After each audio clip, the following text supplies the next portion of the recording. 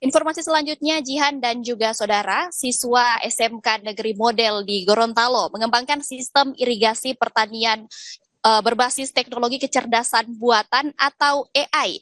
Hanya dengan perintah suara dari jarak jauh, proses pengairan dapat dilakukan secara otomatis. Memanfaatkan perkembangan teknologi, siswa SMK Negeri Model jurusan pertanian bekerja sama dengan kelompok Tani Al-Hidayah Gorontalo menerapkan sistem pengairan dengan kecerdasan buatan. Inovasi yang diberi nama Smart Farming Irrigation ini mulai diterapkan di lahan pertanian milik sekolah yang dikelola langsung oleh siswa. Hanya dengan perintah suara dari jarak jauh melalui ponsel dan jaringan internet, sistem pengairan perkebunan dapat berjalan secara otomatis. Sistem pengairan ini pun dilengkapi dengan instalasi pipa air yang telah dipasang terlebih dahulu. Siswa mengaku cukup tertantang dengan perkembangan teknologi, khususnya dalam sektor pertanian. Inovasi ini dinilai dapat menjadi bekal dan pengalaman untuk diterapkan dalam kehidupan masyarakat. Dengan adanya alat ini, kami senang karena mempermudah penyiraman. Kami bisa belajar teknologi, bisa menjadi petani milenial.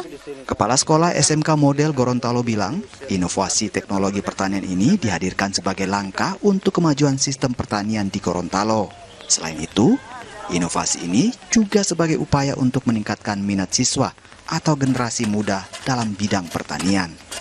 Kami kembalikan bahwa tujuan teknologi ini kami masukkan dalam rangka bagaimana generasi muda mencintai dunia pertanian.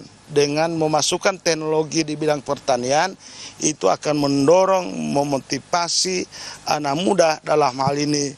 Lulusan kami insya Allah menjadi kembali ke masyarakat, itu bisa mereka aplikasikan teknologi ini, sehingga itu akan motivasi, satu dorongan yang kita berikan kepada mereka.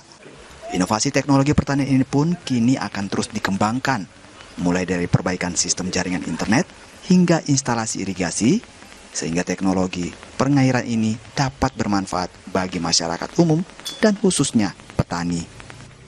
Kris Kamisma, Agus Tiar, Kompas TV, Gorontalo.